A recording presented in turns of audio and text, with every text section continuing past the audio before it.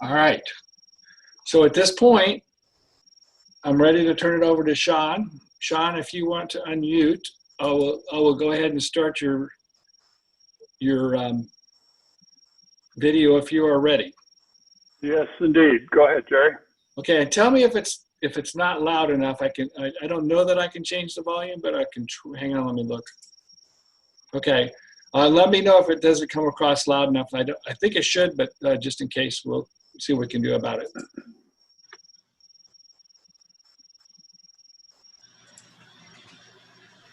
Good evening, everyone.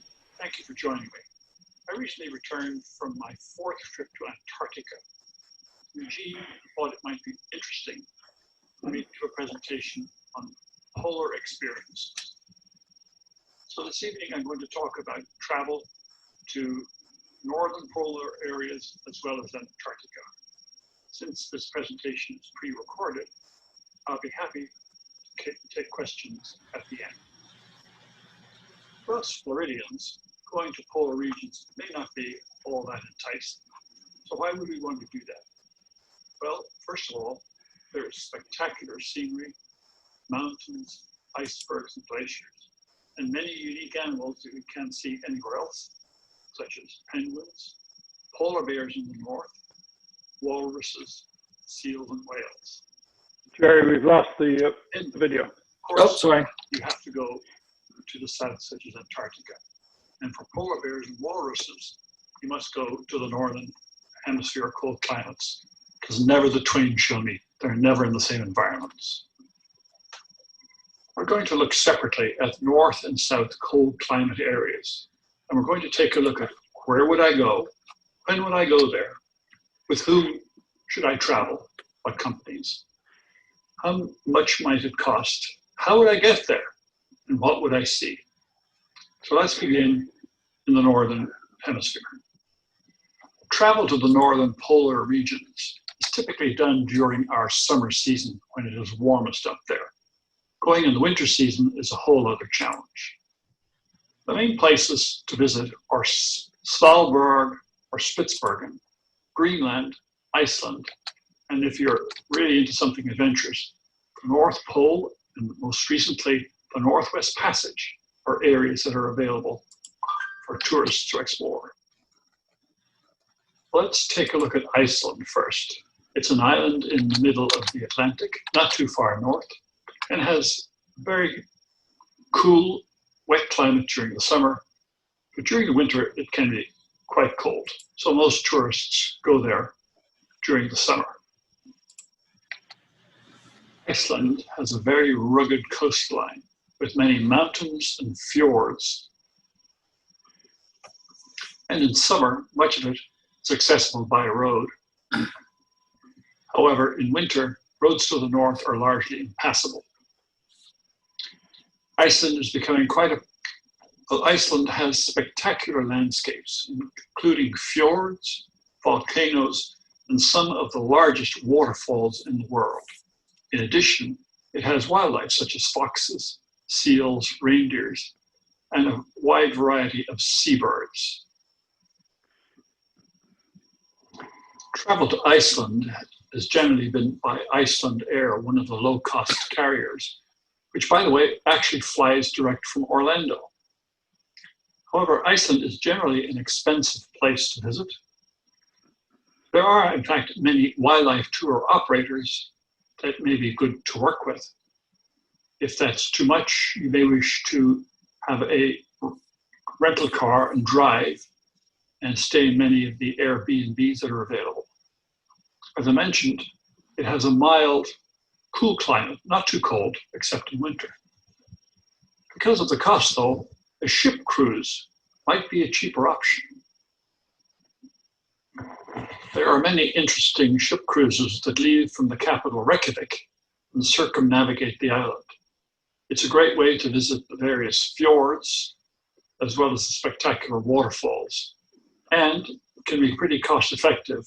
An 11-day cruise costs about $8,000, depending on the shipping company, of course. Let's take a look at Greenland. By the way, Greenland is in fact covered with ice, And Iceland is, in fact, a green country. This naming was done by the Vikings, who wanted invaders to go to Greenland, which in fact was quite inhospitable, and not go to Iceland, which was in fact habitable. That's why they're named in that manner. Traveling in Greenland is much more of a challenge because it has a much colder climate, a very small population of only about 55,000 people. There are, in fact, no direct flights from the USA. There are no trains or roads, but there are plenty of polar bears, icebergs, glaciers, and of course the Greenland ice sheet. And getting around there is best done by a cruise ship. Most cruises to Greenland leave from Reykjavik in Iceland and consist mostly of fjord cruising on the west coast. There you'll see lots of whales, polar bears, icebergs, and a visit to the Greenland ice sheets to see it melting. And a 16-day cruise costs about $11,000, depending on the shipping line. One of the new popular destinations to go is the island archipelago of Svalbard. It is a protectorate of Norway and is only 800 miles from the North Pole. It's a bit challenging to get there, but it's one of the most spectacular places to see wildlife in the Northern Hemisphere. Visiting Svalbard is best done by cruise ship because the population is only 3,000 people and about 3,000 polar bears. There are, in fact, no direct flights in the USA, no trains or roads, and lots of icebergs and glaciers. And it has a much colder climate. A 12-day trip there on a cruise ship will cost about $10,000.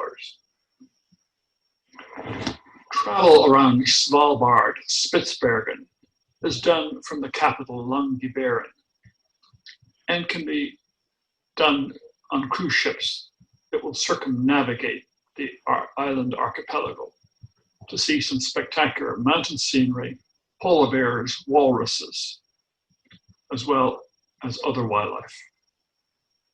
There are, in fact, combination trips that will take you by cruise ship from Iceland to Greenland on its east coast and ultimately end up in Svalbard. Well, it's very interesting. There is a lot of sea time involved in this kind of trips, so may not be quite as much value for money.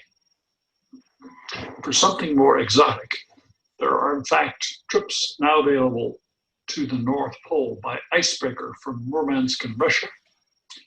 A 14-day trip costs between $20,000 and $30,000.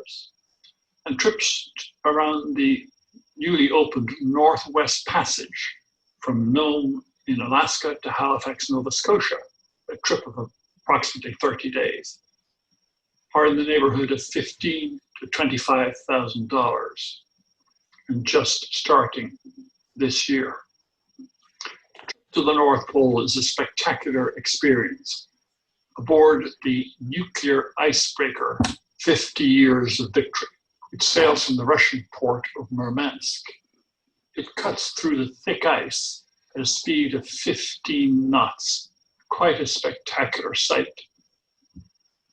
One of the consequences of global warming is that the ice in the Arctic Ocean above Alaska and Canada is melting rapidly.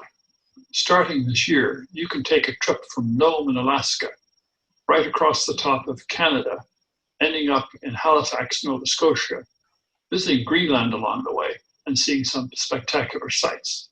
The trip takes about 1 month. If you wanted to do some of these trips, who are the companies that you might travel with? Well, some of the top companies in this area providing cruising in the northern polar regions are Oceanwide Expedition, Hurtigruten, a big Norwegian company, National Geographic, and Quark Expeditions out of Canada. There are many other reputable companies. But you do notice that I don't mention or recommend any of the large cruise shipping companies. The reason is that for these kinds of trips, you should avoid large cruise ships because there are limited landing experiences and they have no Zodiacs or ability to get you to some of the remote and interesting places. We'll talk a little bit about that later. So much for the northern polar regions. What about the southern polar regions? These trips are typically done during our winters, which of course is their summers. The key places to go are Antarctica, South Georgia, and the Falkland Islands. When we talk about the southern polar regions, we're primarily talking about Antarctica. It's a major landmass, and as you can see from this slide, one of the key features is the Antarctic Peninsula, which stretches up pretty far north and is about 800 miles from Argentina at its closest point. If we zoom in a little closer so that we can see Argentina and the peninsula, you'll notice that we have the Falkland Islands and South Georgia, all in close proximity to that area, separated by the famous Drake Passage. We'll talk about Antarctica in a moment, but here I'm showing that combo trips are available to the Falkland Islands, South Georgia, and the Northern Peninsula, and are typically available in a 20-day cruise visiting all three areas. If you want to visit only the Falkland Islands, they are, by the way, accessible directly only from Chile because of the Falklands War between the UK and Argentina. So there are no direct flights from Argentina. But the Falkland Islands are often included in ship cruises to South Georgia. Falkland Islands has some spectacular wildlife, and there are great farm accommodations for photographers and birders available throughout the island. Since it's an island archipelago, many of the islands are accessible easily by plane. Good as the wildlife and photography is in the Falklands, South Georgia has all of that and much more. With its high alpine mountains and wide plains, it is a natural gathering place for hundreds of thousands of penguins and seals, and is a wildlife photographer's dream. And during their summer months of December through February, it's a pretty mild place, something like Norway. South Georgia is also the major breeding ground for the king penguin. That is the smaller cousin to the emperor penguin. An adult is shown here in the middle of a creche of young king penguins. They're called the oakum boys, a name that was given to them by whalers because of their color. In addition to spectacular mountain scenery, South Georgia is the home to two abandoned whaling stations, Stromness and Grytviken. Remnants of the whalers' activities can be still clearly seen today with abandoned ships and tanks and whaling paraphernalia. In addition, the great British explorer, Sir Ernest Shackleton, died on a trip to South Georgia at Grytviken, and he is buried in a beautiful cemetery overlooking the town. The photo on the top right shows the small little church which held the funeral services for Shackleton. The tradition in visiting his grave is to drink a shot of whiskey and save the last drop to pour it on the boss's grave. He was only 48 when he passed away in 1922 while making preparations for his fourth major expedition to Antarctica. Well, let's talk about visiting Antarctica itself, one of the most beautiful and pristine places in the world. There are no roads, no hotels, no towns, and no permanent residents. There are, however, about 50 research stations that are manned by scientists who are actively studying climate change, as well as the complex geology of Antarctica and its unique wildlife.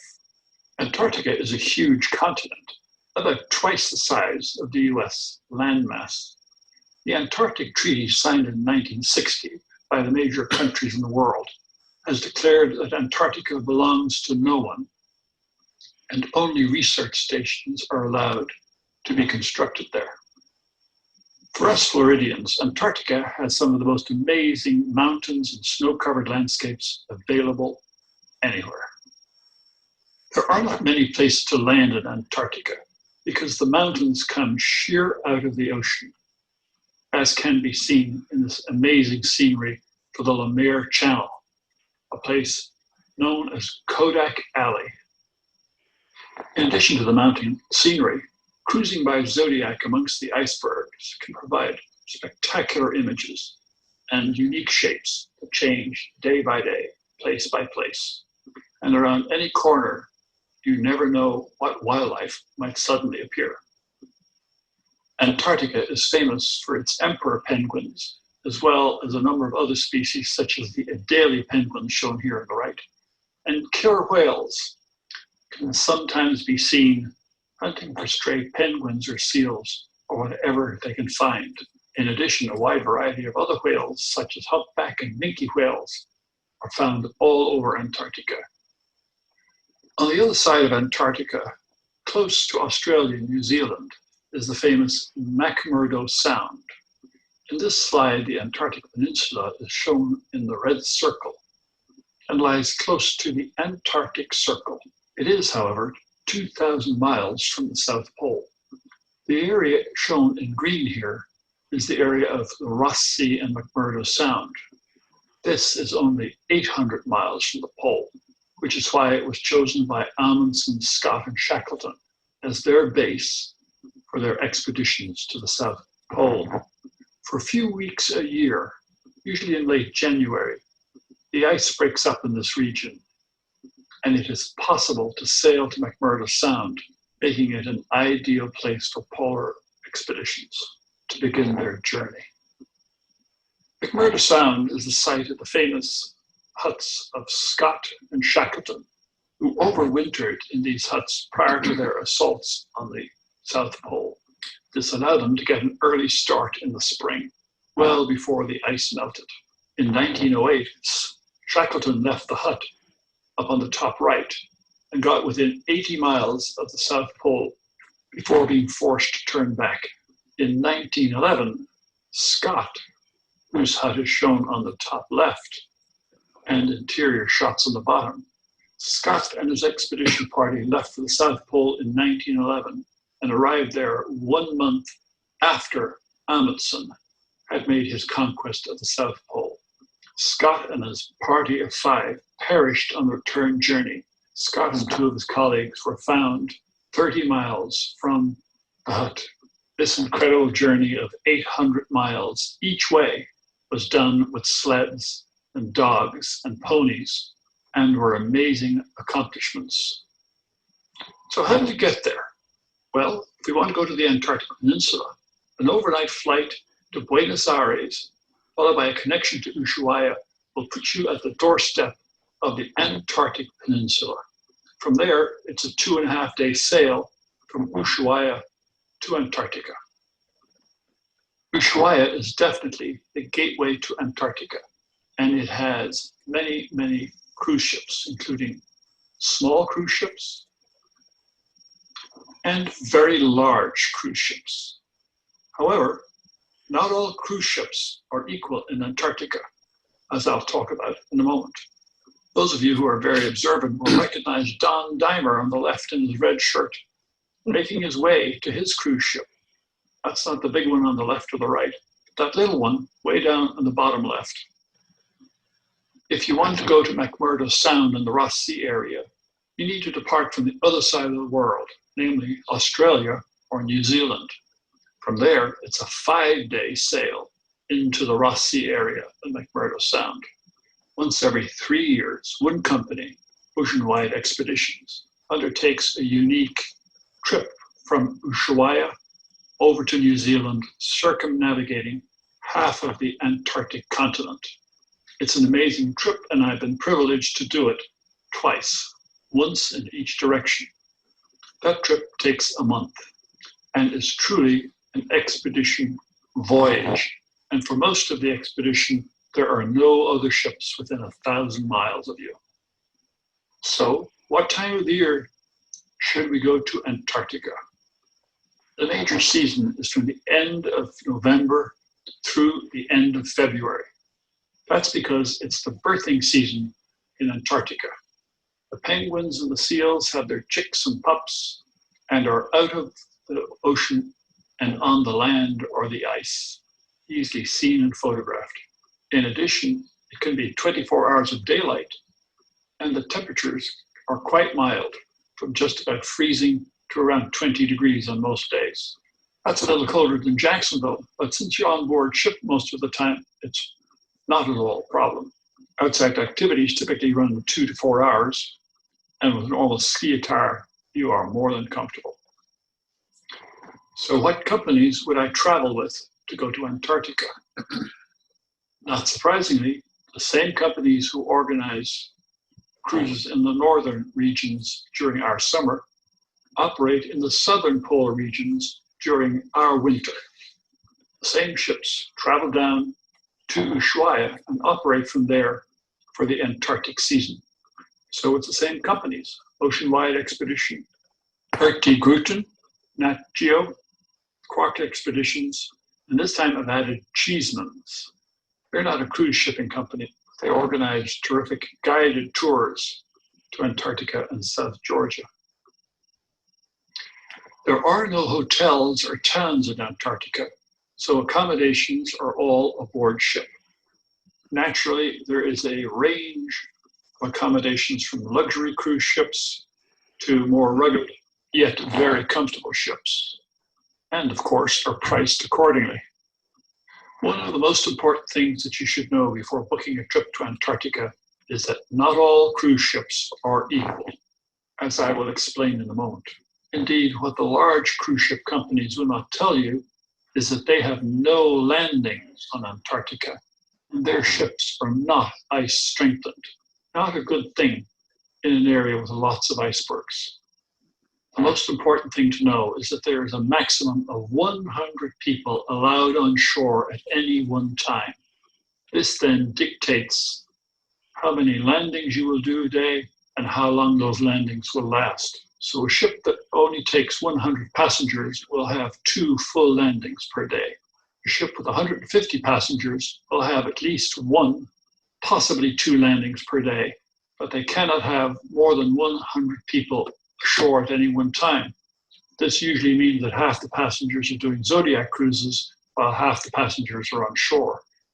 Ships of more than 200 passengers have very few landing sites available to them, and ships with 500 or more passengers are not allowed to land passengers at all in Antarctica. So be sure to choose a ship with less than 200 passengers. This will give you the best value for your money and provide lots of shore and cruising time. So how much might one of these trips cost?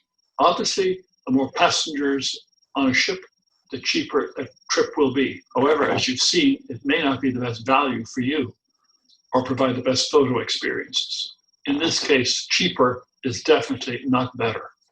It's important to know that the very minimum is a 10-day trip to Antarctica, because 4 days will be spent crossing the Drake Passage 2 each way. This leaves 6 days for sightseeing on shore. A 12-day or more cruise is much better. These cost in the neighborhood of $8,000 to $10,000. $1,000 per day is a good rough guide to the cost of trips in Antarctica. And of course, this does not include airfare, which will run about an additional $1,000 for an economy ticket return. I did, in fact, do one 10-day cruise to Antarctica. That was a bit of a disaster because the weather was so bad on both crossings that each crossing took 3 days. This meant that we had only 4 days to do our sightseeing in Antarctica, a very disappointing situation. So don't make that same mistake and make your cruise a 12-day minimum cruise. One of the key questions is, what about trip insurance? Trip cancellation insurance is probably a good thing to take. Its price will be between 7 and 10% of the trip. On the other hand, for Antarctica, medical evacuation insurance is almost mandatory.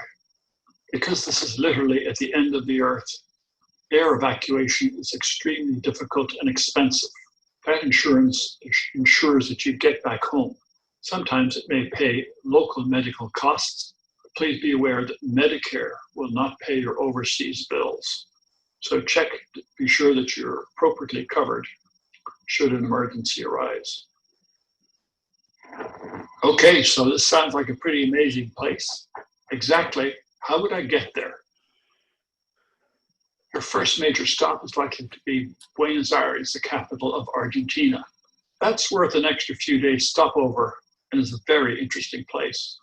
From Jacksonville, most of the flights will go via either Miami or Atlanta. And then from there is a connection to Ushuaia down in the south. Typically, it takes 2 days to get there. You leave Jacksonville in the afternoon and have an overnight flight to BA. Then the following morning, a 4-hour flight to Ushuaia. It's not a bad thing to leave an extra day before your ship departs in case there are any travel complications.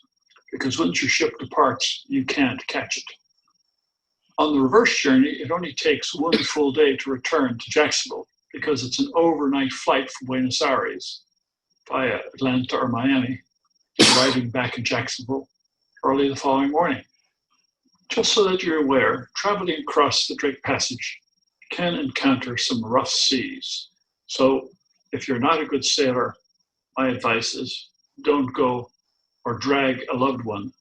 You may not be so loved after that. The passage is not always rough, but you can count that at least one of the trips across will encounter rough seas. The other may be smooth sailing.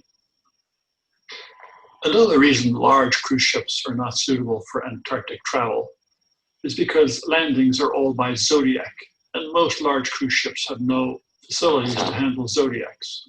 This usually involves climbing up and down the stairs to get on and off the Zodiac. It's a great way to travel and allows the ships to get into remote areas and for you to see some amazing wildlife and scenery. By the way, most ships have their own naturalists and guides aboard, so don't worry about not being an expert on the wildlife. The ships will have all those expert guides available to you. Okay, I'm anxious to go. So tell me, what kind of equipment am I going to need?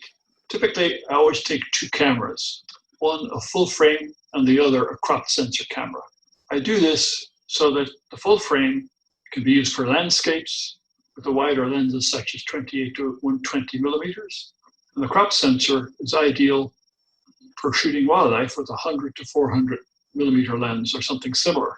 Also, by taking 2 cameras, you're guaranteed that if one camera has a problem, your trip is not ruined. You have a backup. There's no need to take a tripod on board ship because it's impractical to use it. It's not necessary to bring a flash. With some companies, flashes are frowned upon as being stressful to the animals. And tele-extenders are not really necessary because the penguins and most of the wildlife are pretty close. If you're a drone enthusiast, unfortunately, drones are not allowed.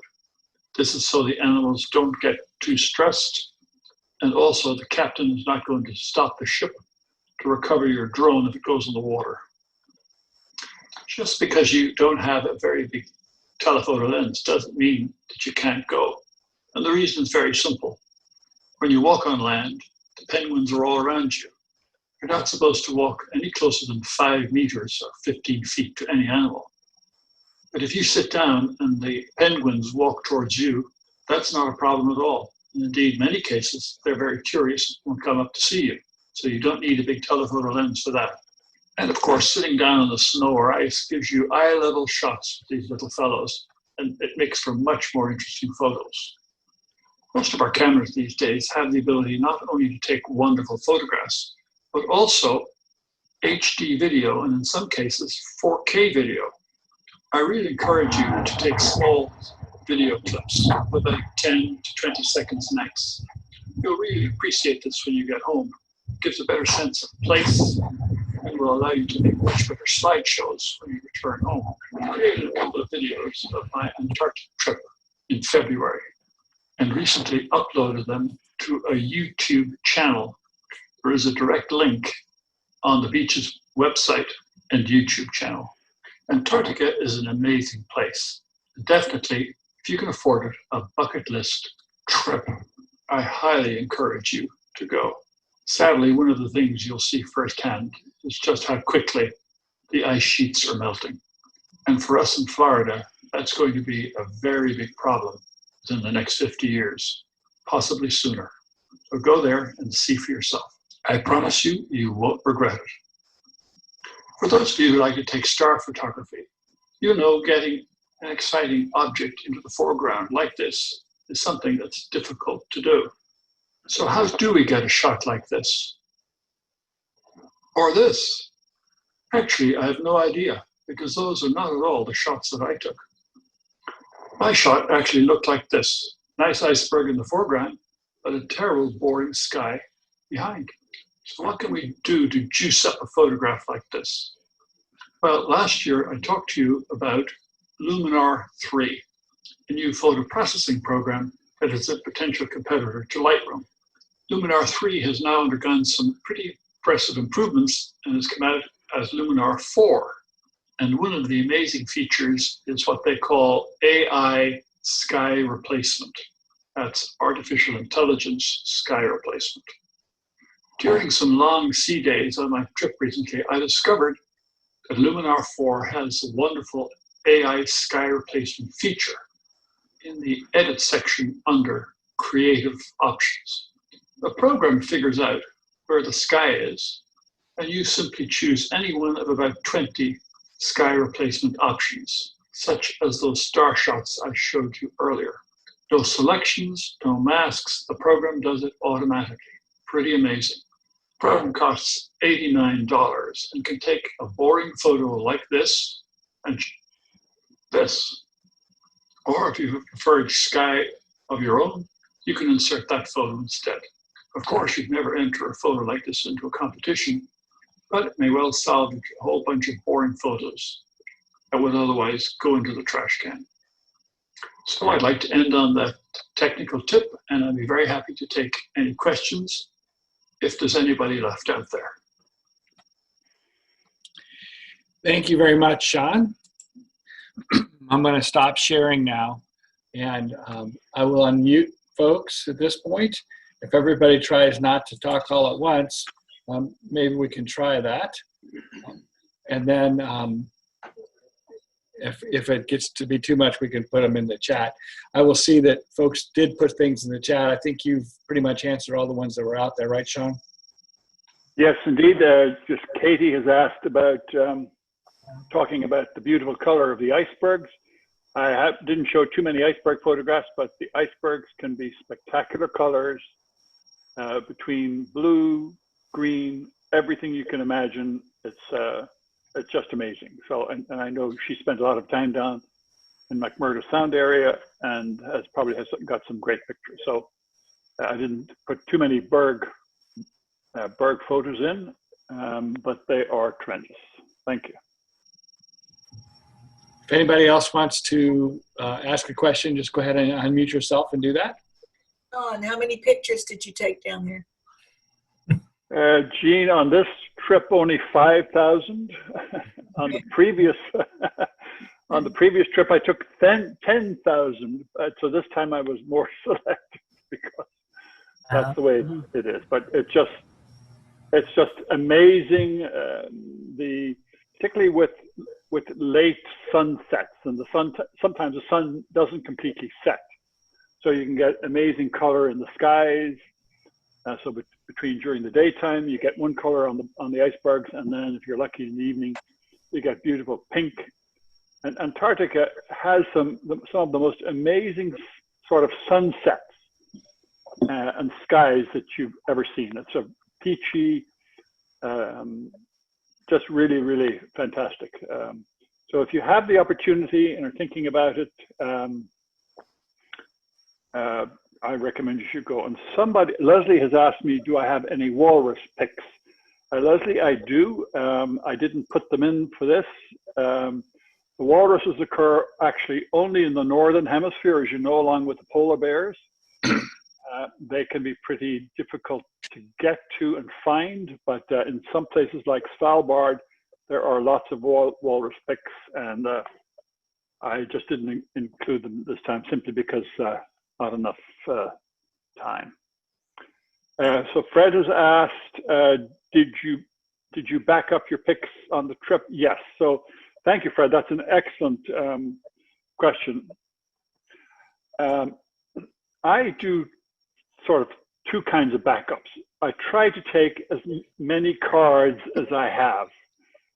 And I've always found that I need, at the end of the trip, by the way, I need N+1 cards for the cards that I have. So then I always buy another bigger card. But so I try to use the cards only once. So then I keep them essentially as backup. I transfer everything to my computer, to my laptop, delete all the stuff that wasn't good enough, and then I back up the laptop, and I carry two independent small portable hard drives, one of which goes into my suitcase, luggage, and the other comes with me in the cabin of the aircraft. So if the laptop, as has happened to me in Tanzania a year ago when the laptop died, I actually had things backed up to the hard disks. And if somebody steals a hard disk out of my luggage, I will at least have the other one in the cabin of the aircraft. And if the worst case comes to the worst, I have all of the raw photographs back on the cards. I realize that's a bit anal, but if you spend a lot of money to go down there and take photographs, and then I've seen people who've had corrupt cards or whose hard disks have gone bad, you just learn the hard way. It's very cheap to make extra backups.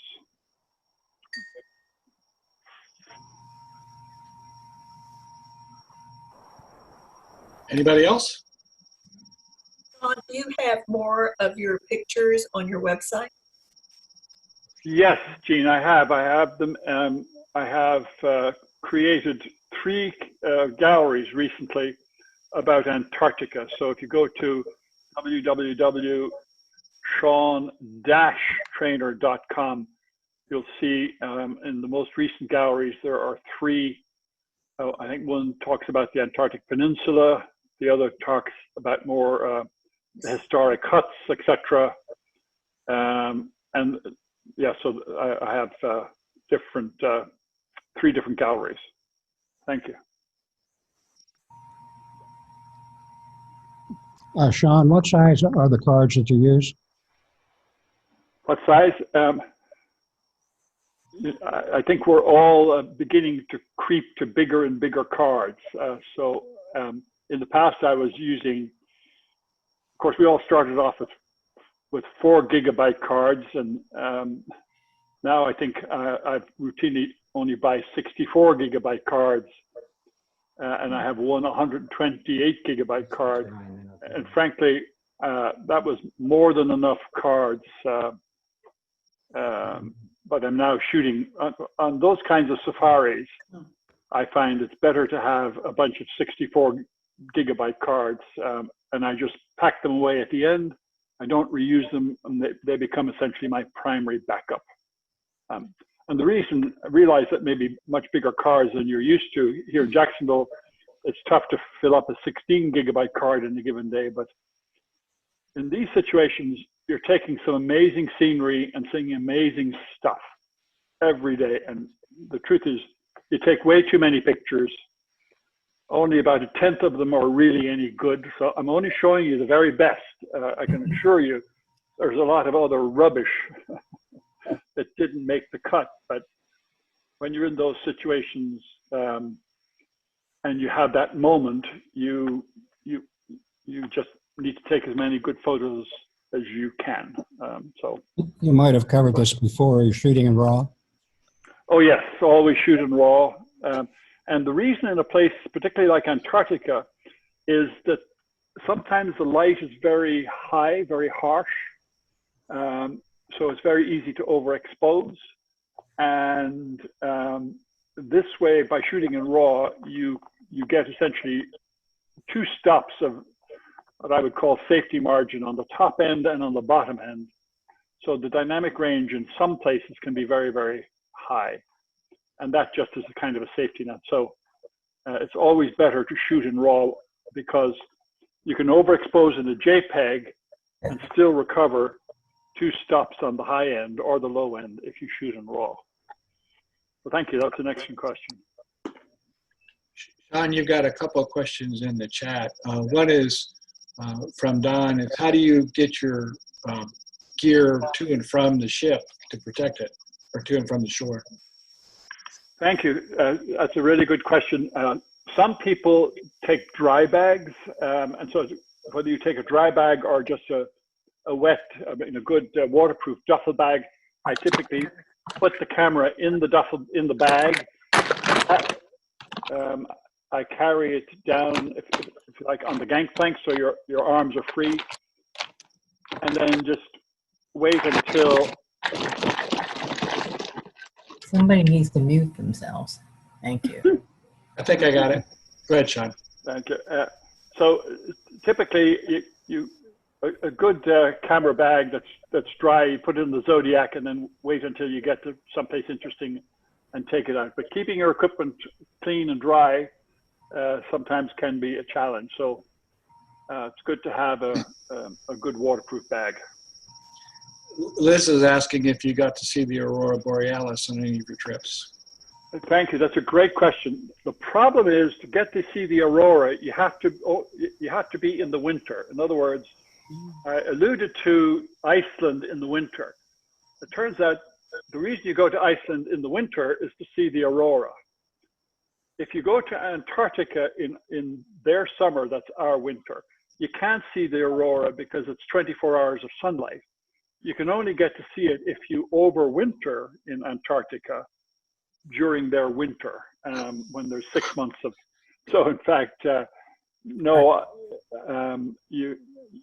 unless you go on a specific Aurora Borealis trip, and it's usually into the northern hemisphere that people do it. And that would be in January, February. The big places to go, by the way, are Norway, Greenland, or up in the Churchill area of Canada. So there are lots of places, but to do that, it's in the depths of winter for you to see the aurora because it must be dark. Great question, thank you. And Cindy wants to know how many times you've been to these different places. I've been to Antarctica 4 times. It's just an amazing. I can assure you, for any one of you who will go, you will catch the virus and you'll want to go back. It's just such an amazing place. I know Don's been once. He probably is anxious to go again. I've been to the North Pole once. I think that was one and done because in the North Pole, there's only ice. There's no mountains. There's nothing. So it's nice to have been there, but it's not that interesting really. But on my list of recommendations for people to go up to the north area is Svalbard. Svalbard is becoming more and more popular, and you get great scenery and icebergs, and of course polar bears. That's where we go for the polar bears.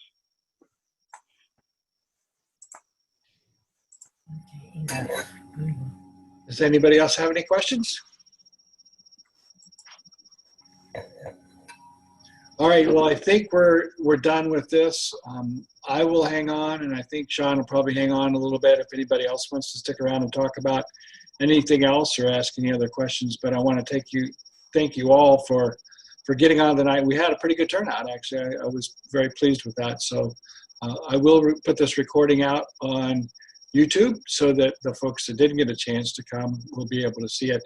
But once again, thank you all very much for coming and participating in our first virtual Beaches Photography Club meeting. Thank you, Sean. Thank you, Jerry. Can you hear me? Yes, we can. Yeah, okay. I'm just wondering whether my image is on the screen. I don't see it. I'm just wondering whether they're waving. I don't know. Probably not. This is the first time I've tried this Zoom on my computer. I've usually done it on my tablet. But okay, just a Right. technical question. Thank you. You're welcome. John, that was really a great presentation, and those videos that you made were just fantastic. Thank you, Jim, very much. I appreciated you. But I take that as a great compliment for somebody who's a fantastic photographer. So thank you very much indeed.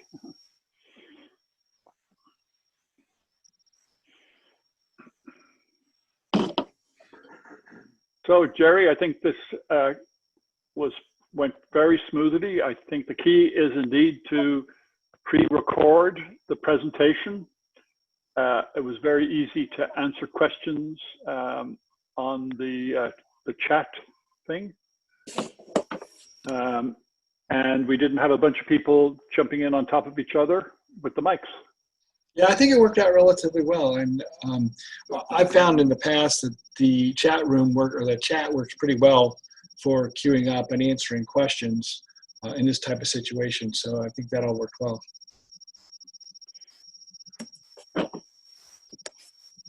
And once again, if anybody has any thoughts or questions or suggestions on how we could do this differently or better, we're always open for those. I just saw Jean asked a question. What about the Faroe Islands? Yes, thank you. I did answer it. The Faroe Islands are obviously north of Scotland, and it's typically a summer trip. There are very few companies that do it. It's not really an ice trip. That's great for gannets. It's great for wildlife, for birds, etc. But you won't see any polar bears and you won't see any ice up in that area. But the Faroes are terrific. Not many people go there except birders, but beautiful scenery. Thanks. Thank you for asking. Now I know I've seen some trips to the Churchill area in Canada. I think it's what it is for polar bears. Yes, in fact, Don Dimer is our expert on that. If you get a chance to talk to Don, Okay. he has done a terrific trip up there.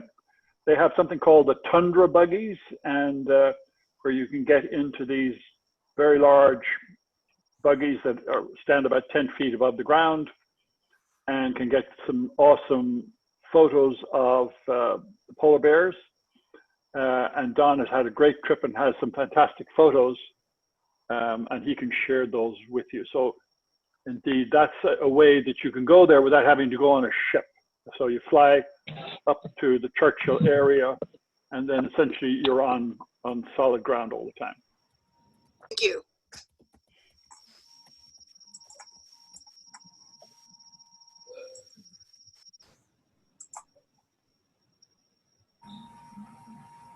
All right, it is just a few minutes before 7. If nobody else has any other questions, I'll go ahead and wrap up the meeting. Thanks for hosting it. Thank you, everybody, for participating. I think it turned out really well, and it turned out even better because everybody was here. So thanks a lot, and have a great evening, everybody. And I'll send around the link once it's posted on Facebook or on YouTube. Thanks. Have a good evening. Thank you. Good night. Thank you very much. Good night, everybody. Thank you.